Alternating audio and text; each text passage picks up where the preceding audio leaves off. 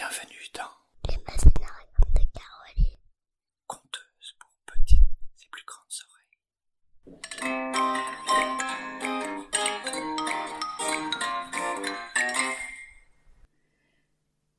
Prenez place, je vais vous lire Babar, les aventures de Badou, au voleur, de la Bibliothèque Rose.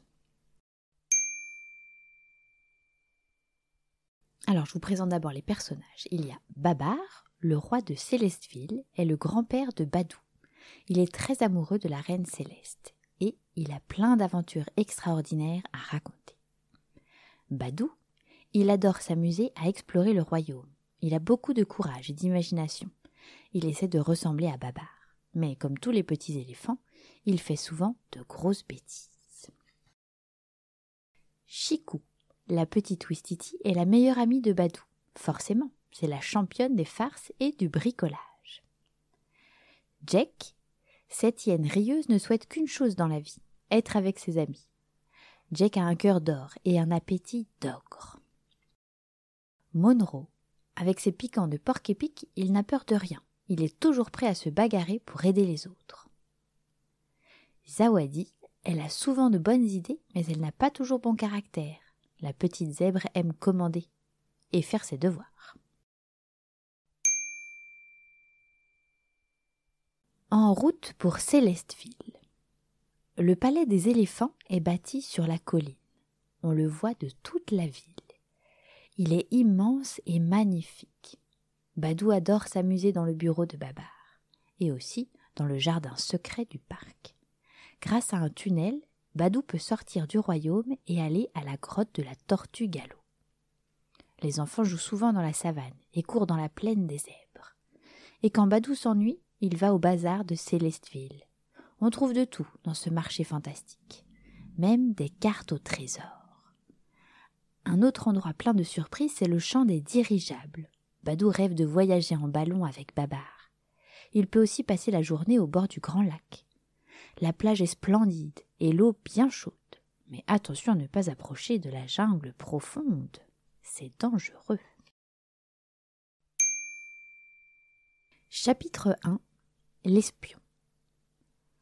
Ce matin, Badou se réveille de très bonne humeur. Il a envie de vivre une grande aventure. Il ouvre sa fenêtre. Le soleil brille déjà dans le ciel. Badou s'écrie joyeusement.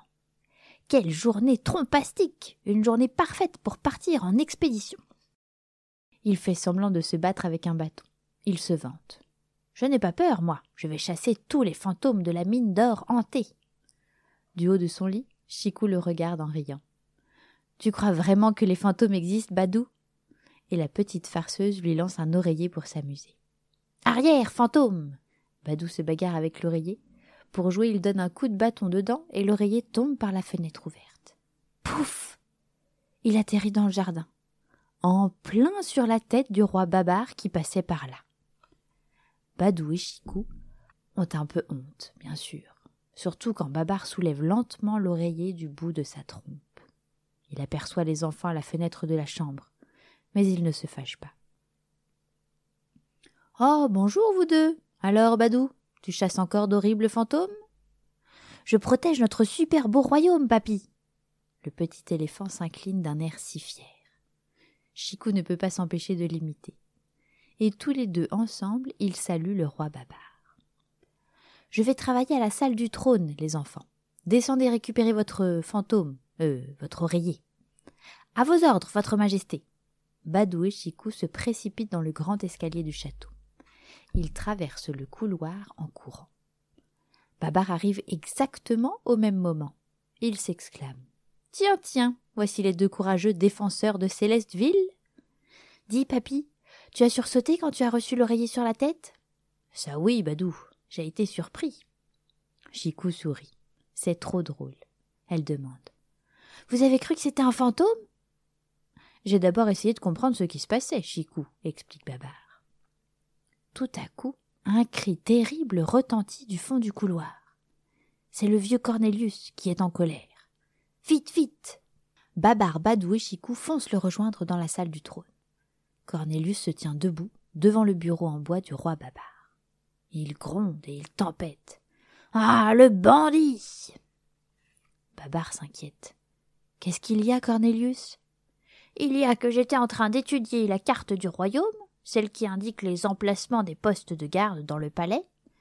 Je me suis retourné juste une seconde, et vouch ! La carte a disparu. Quelqu'un l'a volée. À ces mots, Badou et Chicou se regardent avec des yeux ronds. Chicou tremble de peur. Oh là là là, il y a un voleur dans le château. Ou un espion, dit Badou.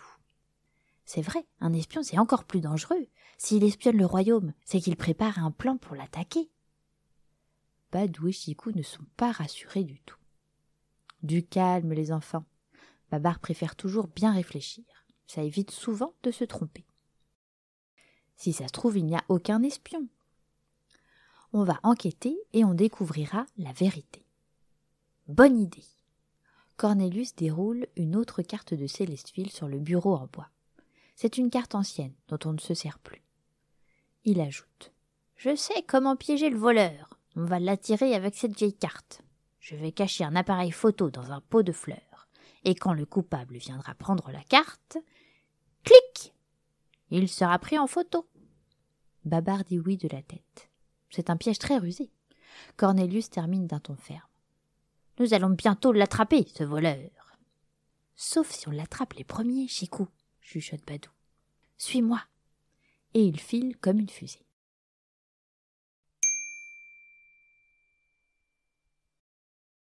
Chapitre 2. La souris. Badou réfléchit. Il cherche un moyen d'arrêter l'espion. Ses amis l'accompagnent à la grotte de Galop pour réfléchir avec lui. Mais Chicou parle beaucoup trop, ça déconcentre tout le monde. Vous vous rendez compte ? Cornelius n'a pas vu l'espion se faufiler dans la salle du trône. Il ne l'a pas vu voler la carte. Il ne l'a pas vu non plus se sauver avec. Et vous savez pourquoi ? Parce que c'est un espion invisible. Zawadi soupire. Les espions invisibles, ça n'existe pas, Chicou. Pourtant, quelqu'un vient de lui toucher l'épaule. Zawadi regarde à droite, puis à gauche, mais elle ne voit personne. Forcément, c'est encore une blague de Chicou. La maline est suspendue à une branche d'arbre au-dessus de la petite zèbre. Et tap, tap, tap, elle lui touche l'épaule du bout de sa longue queue de Wistiti. Zawadi croit que c'est l'espion invisible. Et Badou éclate de rire. Alors Monroe bondit sur un rocher. « Moi, je sais comment attraper l'espion, grâce à la bonne vieille technique de la panthère. » Et il saute par surprise sur Zawadi, qui n'est pas contente du tout. « N'importe quoi, Monroe. »« Ah bon ? Tu préfères la technique du tigre ?» Mais Badou a une meilleure idée. Pour attraper l'espion, il faut d'abord trouver des indices. Et pour trouver des indices, il faut chercher partout dans le palais. Vite, vite, les enfants courent se déguiser en détectives. Personne ne doit les reconnaître. Badou distribue des chapeaux, des perruques et des fausses moustaches à ses amis.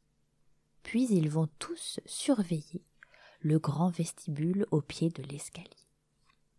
Monroe s'écrie. « Attention ! Voilà l'ambassadeur Crocodilus !» Les enfants se méfient de lui. Il traîne tout le temps dans le palais d'un air bizarre. Et il écoute aux portes.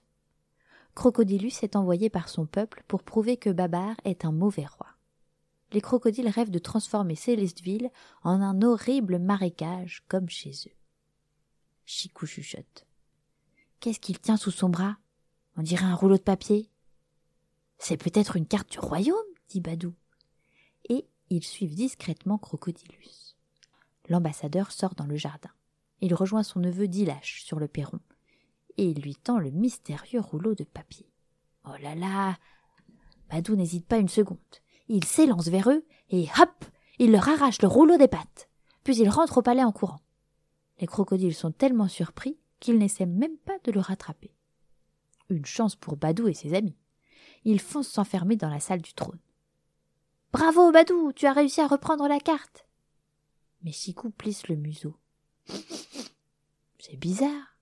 Cette carte sent l'oignon. » Badou déroule le morceau de papier et il découvre un gros sandwich à l'intérieur. « Ce n'est pas une carte, c'est juste le papier qui enveloppe le sandwich. » Chicou est très déçue. Elle se tourne vers le bureau du roi Babar. Elle veut vérifier que la vieille carte est toujours là Mais... Hé! La carte a disparu! L'espion est revenu!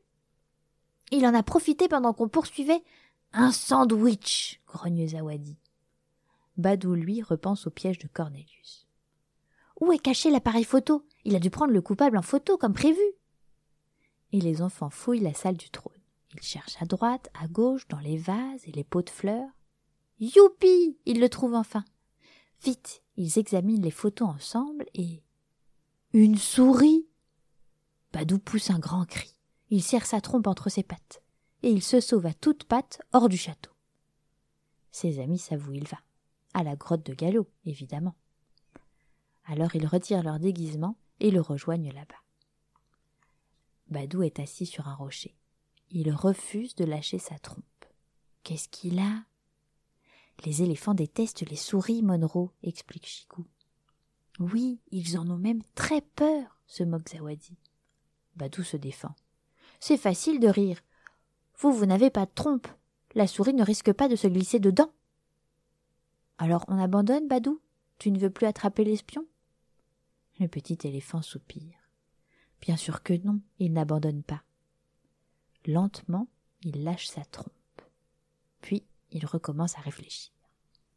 Avec les cartes qu'elle a volées, cette souris espionne connaît les passages secrets du royaume. Elle sait aussi où sont les gardes du château. Ça veut dire qu'elle peut se faufiler partout sans qu'on la voie. Zawadi hausse les épaules. Une souris n'a pas besoin de cartes pour se faufiler, partout sans qu'on la voie. Une seule souris, non. Mais une armée de souris, oui. Tu veux dire que les souris veulent envahir Célesteville, Badou? Monroe sent ses piquants se hérisser sur son dos. Quelle bagarre ça va être? Badou répond. Il faut les en empêcher. On doit capturer la souris. Et tu as un plan pour ça? Oui, un plan trompastique. Chapitre 3. Le piège. La nuit tombe. Badou prépare son plan avec ses amis. Il traverse le palais en silence. Mais Cornelius passe dans le couloir. Il est armé d'un filet à papillons. Il fait sa ronde pour attraper l'espion, lui aussi. Ouf, il ne voit pas les enfants se faufiler dans la salle du trône. Badou donne les ordres. Monroe, tu montes la garde. Zawadi, tu installes les cordes du piège. Et les ballons, Chicou? Ils sont pleins de peinture qui brille dans le noir, Badou. Comme ça, on bombardera la souris avec, et on pourra la suivre sans allumer la lumière. Chut! J'entends quelqu'un qui approche, prévient Monroe. Vite, les enfants se cachent. Bientôt, quelqu'un entre dans la salle du trône. C'est la souris espionne, Badou en est certain. Il surgit de sous la table, et il se retrouve trompe à trompe avec Cornelius. Ah! Chicou, Monroe et Zawadi bondissent à leur tour, mais dans l'obscurité, ils se cognent, ils se bousculent, ils s'éclaboussent de peinture brillante. Et les voici tous prisonniers des cordes que Zawadi a accrochées au plafond. Cornelius soupire. Il n'aime pas se balancer la tête en bas. Tout à coup, Badou s'affole. C'est la souris cette fois! On l'entend trottiner sur le plancher. Tip-tap. Elle escalade la table de travail. Flip! Elle roule la carte. Attrape-la avec ta trompe, Badou, murmure Zawadi. Mais le petit éléphant a bien trop peur. D'ailleurs, c'est trop tard. La souris sort déjà de la salle du trône. Juste quand Babar arrive en allumant la lumière. Quelle surprise de voir Cornelius et les enfants suspendus au plafond. Il les aide à redescendre. Sans attendre, Badou prend un autre ballon de peinture et se précipite dehors. « Viens, papy, on peut encore piéger la souris !» Elle est au bout du couloir. Badou lance son ballon et splash! Il explose près de la souris qui s'enfuit en laissant des empreintes de peinture partout. « Regarde, papy, les traces mènent à la cave. C'est la cachette de l'espionne. » Badou fonce au sous-sol. Babar le suit en fronçant les sourcils. On ne sait pas encore si c'est une espionne, Badou. Ça y est, Badou aperçoit la souris. Elle est avec 4 souriceaux. Oh, l'espionne est une maman. La souris sursaute. Parlez moins fort, prince Badou. Vous effrayez mes petits. Badou ne comprend pas ce qui se passe. D'habitude, Ce sont les éléphants qui ont peur des souris. Sauf le roi Babar, on dirait. Il s'incline avec majesté et dit « Je suis enchanté de vous rencontrer, chère famille souris. »« Mais elles veulent envahir Célesteville, papy !»« Tu crois, Badou ?»« Pourtant, elles ne sont que 5. » Badou insiste. « Elles ont volé les cartes du royaume. » Mais la maman souris répond « Oh, je suis désolée. Notre ancien nid a été inondé par la pluie. J'ai pris ces feuilles de papier pour en fabriquer un nouveau. Je ne savais pas que c'était des cartes importantes. »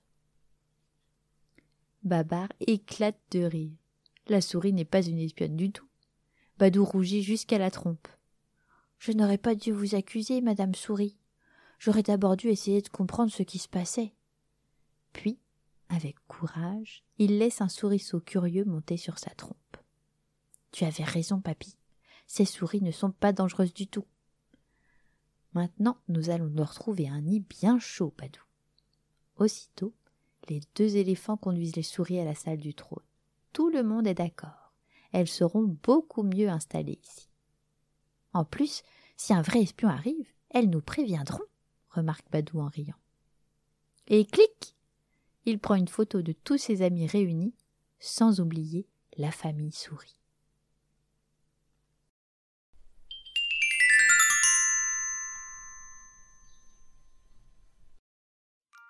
Si vous souhaitez me soutenir, n'hésitez pas à aller sur ma page Tipeee, l'Imaginarium de Caroline, pour que je puisse compléter ma bibliothèque et me fournir un meilleur matériel afin que le son soit encore meilleur. Merci à tous de m'écouter.